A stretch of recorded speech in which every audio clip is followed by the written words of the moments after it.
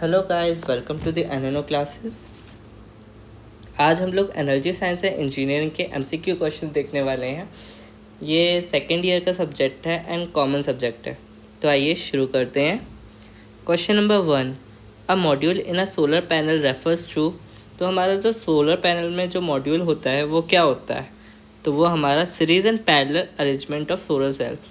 Solar cell का series और parallel में जो अरेंजमेंट लगा होता है उसको हम मॉड्यूल बोलते हैं। तो इसका आंसर होगा option number C. Question number 2, the efficiency of the solar cell is about. तो हमारा सोलर सेल की एफिशिएंसी होती है 15%। एफिशिएंसी को हम आउटपुट अपॉन इनपुट से निकालते हैं। अब अपना नेक्स्ट क्वेश्चन देखते हैं। For satellites the source of energy is. जो हमारी सैटेलाइट होती है उसमें हम फ्यूल यूज़ नहीं कर सकते क्योंकि फ्यूल बहुत ज़्यादा यूज़ हो जाएगा। एडिशनल सेल भी यूज़ नहीं करते, क्रायोजन स्टोरेज भी यूज़ नहीं करते, उस पर हम सोलर सेल यूज़ करते हैं। तो इसका आंसर होगा option number A. Question number 4, the output of the solar cell is of the order 5 watt, 1 watt, 5 watt, 0.5 watt या फिर 10.25 वाट। तो इसका आंसर होगा 1 watt. Question number 5, in a fuel cell cathode is of. तो हमारा जो fuel cell होता है उसमें हमारा कैथोड है, एनोड होता है। तो हमारा कैथोड हमारा हाइड्रोजन से बनता है, ये आपको याद रखना है। Question number 6, what is the maximum possible output of a solar array. तो हमारा जो सोलर एरे का जो मैक्सिमम पॉसिबल आउटपुट होता है वो होता है 250 वाट पर मीटर स्क्वायर। नेक्स्ट देखते हैं। Question number 7, the current density of a photovoltaic cell range from. तो हमारा फोटोवोल्टाइक सेल होता है उसकी करेंट डेंसिटी कितनी होती है? तो हमारा जो फोटोवोल्टाइक सेल की करेंट डेंसिटी 40 से लेकर 50 milliampere per centimetre square होती है। ये सेंटीमीटर स्क्वायर है।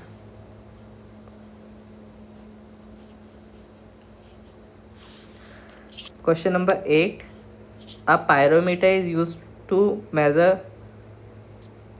A, diffuse radiation only, direct radiation only, C, both direct and diffuse radiation only, या none of these। तो हमारा जो पायरोमीटर होता है वो हमारा डायरेक्ट और डिफ्यूज़ दोनों रेडिएशन को मेज़र करता है। तो इसका आंसर होगा C, both direct and diffuse radiations. Question number 9, rectifier mirrors used for exploiting the solar energy are A, mantle, B, heliostats, C, diffusers, D, ponds। तो इसका आंसर होगा हेलियोस्टैट्स। क्वेश्चन नंबर 10 पे आते हैं। Question number 10, the function of a solar collector is of converting solar energy into. तो हमारा जो solar collector का जो फंक्शन होता है वो होता है कि सोलर एनर्जी को वो कन्वर्ट कर देता है थर्मल एनर्जी में। Question number 11, what are pyrheliometers. तो हमारा जो ये डिवाइस है वो हमारा बीम रेडिएशन, सन की जो बीम होती है उसको मेज़र करने के लिए यूज़ होता है। तो इसका आंसर होगा A, instrument measures beam radiations. Question number 12, temperature attained by cylindrical parabolic character is of the order of 50 to 100 degree Celsius, 100 to 150 degree Celsius, 150 to 200 degree Celsius या फिर 200 to 300 डिग्री सेल्सियस। तो इसका answer होगा 200 to 300 degree Celsius. Question number 13, in a solar collector why is the transparent cover provide for. तो हमारा solar collector होता है उसके ऊपर एक ट्रांसपेरेंट कवर लगा होता है। तो उसका यूज़ क्या होता है। तो अगर उसका यूज़ देखा जाए तो वह हमें डस्ट से बचाता है, मतलब कलेक्टर को डस्ट से बचाता है, हमारे हीट के लॉसेस कम करता है और सिर्फ सोलर रेडिएशंस को पास होने देता है। तो इसमें सारे ऑप्शंस सेटिस्फाई हो रहे हैं, तो इसका आंसर होगा all of the above. Question number 14, the installed capacity of wind energy in India is about. तो हमारे जो इंडिया में जो विंड एनर्जी के लिए विंड मिल जो इंस्टॉल किए गए हैं उनकी कैपेसिटी कितनी है। तो इसका आंसर है 8000 megawatt. Question number 15, tidal energy utilises A kinetic energy of water, B potential energy of water, C both A and B, या फिर D none of the above. तो इसका आंसर है पोटेंशियल एनर्जी ऑफ वाटर। हमारा जो tidal energy होता है वो पोटेंशियल एनर्जी वाटर की यूज़ करता है। Question number 16, in a fuel cell electrical energy is produced by a reaction of hydrogen with oxygen, B thermionic action, C combustion of fuel in the absence of oxygen, या D none of the above. तो हमारा fuel cell होता है उसमें electrical energy hydrogen का reaction होता है oxygen से तब मिलती है। तो इसका आंसर होगा reaction of hydrogen with oxygen. Question number 17 में हमसे एक फॉर्मूला पूछा गया है thermal gradient of geothermal plant का। तो हमारा थर्मल ग्रेडियंट होता है जियोथर्मल प्लांट का, उसका फॉर्मूला होता है thermal conductivity divided by heat flux. तो मीन्स इसका आंसर होगा सी।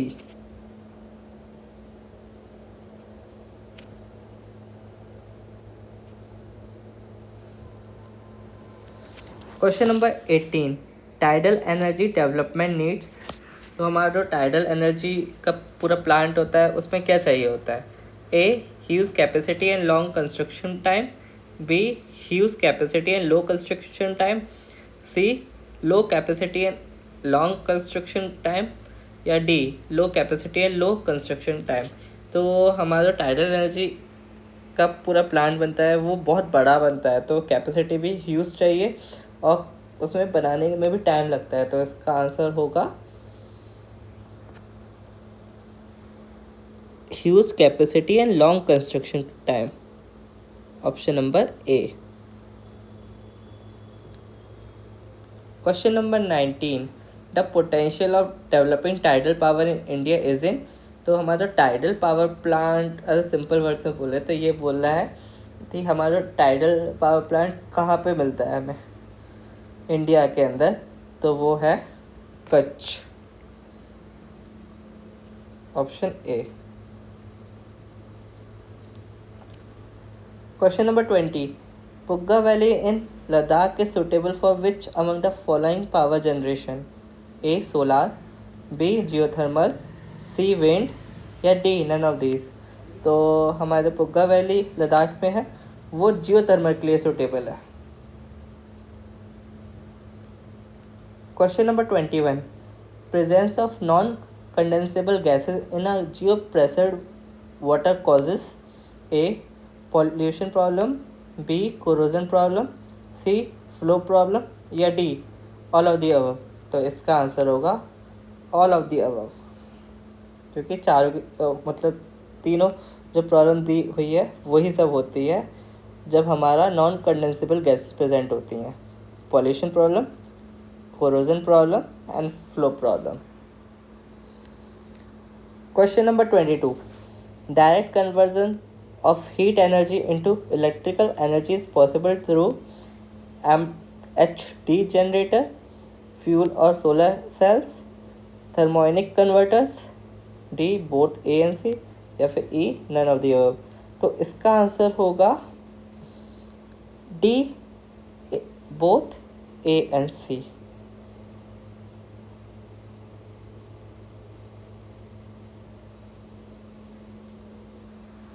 सॉरी यहाँ पे एक टाइपो है, इसका आंसर होगा बोथ ए एंड बी। हमारा MHD जनरेटर्स एंड फ्यूल और सोलर सेल, ये ही तीनों मतलब फ्यूल सेल और सोलर सेल और MHD जनरेटर, ये दोनों हमारा डायरेक्ट कन्वर्जन कर सकते हैं हीट एनर्जी को इलेक्ट्रिकल एनर्जी में। Question number 23, in geothermal power plant waste water is A discharged back to earth, B discharged back into sea, C recirculated after cooling in cooling towers, D evaporated in ponds। तो इसका answer होगा discharge back to earth. Question number 24, biomass is used in the production of A fibers, B chemicals, C transportation fuels या फिर D biochemicals. तो इसका answer है C transportation fuels. Question number 25, production of bioethanol is through fermentation of dash and starch component.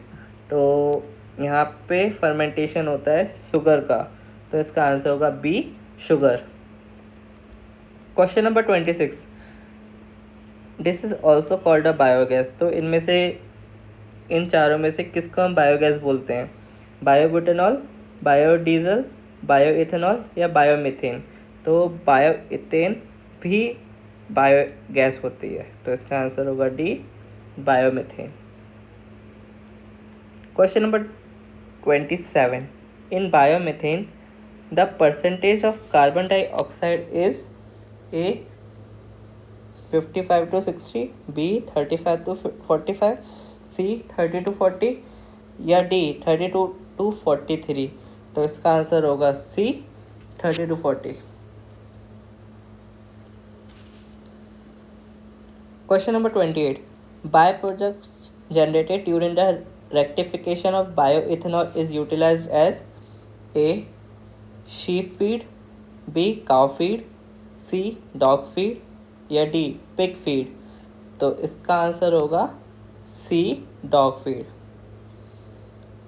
Question number 29, bioethanol is mixed with to prepare transport fuels. Bioethanol को किसके साथ mix किया जाता है transport fuel बनाने के लिए? A oil, B petrol, C kerosene या D डीजल। तो इसका आंसर होगा पेट्रोल। बायोइथेनॉल को पेट्रोल के साथ मिक्स करके ट्रांसपोर्ट फ्यूल बनाया जाता है। क्वेश्चन नंबर 30, जो हमारा लास्ट क्वेश्चन है इस पार्ट का, बायोइथेनॉल इज डीनेचर्ड अल्कोहल, जिसको हम और क्या बोल सकते हैं? मिथाइलिन, इथाइलिन, मिथाइलिन ग्लाइसॉल या मिथाइल स्पिरिट। तो इसका आंसर होगा D मिथाइल स्पिरिट। तो आज की वीडियो में सिर्फ इतना ही था। इसका पार्ट 2 भी हम जल्दी लेकर आएंगे। तब तक के लिए लाइक, कमेंट, शेयर कीजिएगा अपने दोस्तों के साथ और चैनल को सब्सक्राइब कीजिएगा। Stay tuned.